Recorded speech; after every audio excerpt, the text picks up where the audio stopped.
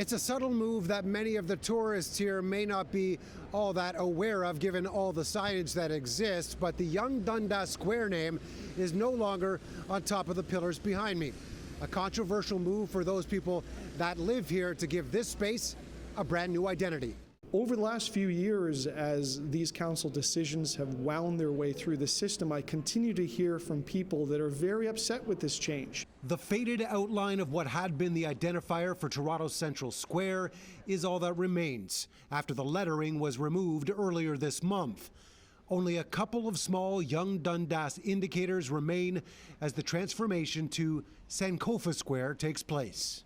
I'm sure we have better things to spend our money on and worry about in the city than it's trivial.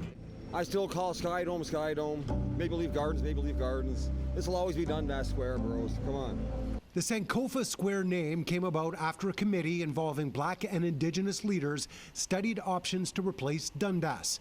An initial council decision to change the name of the entire street was scaled back due to cost.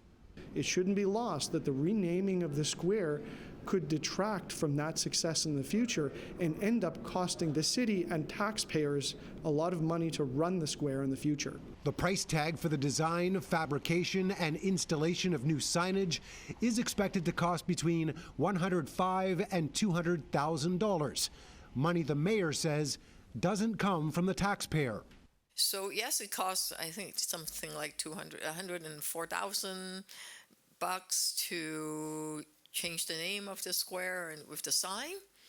But all of it is paid for by owners of the buildings around it.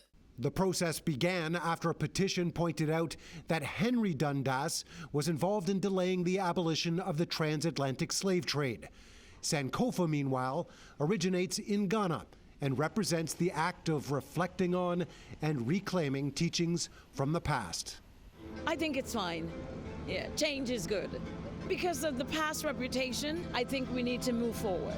Expect the rebranding and the marketing campaign and communication to try and convince people of the name change. Around the same time, the new Sankofa Square signs go up by the end of the year. Mark McAllister, City News.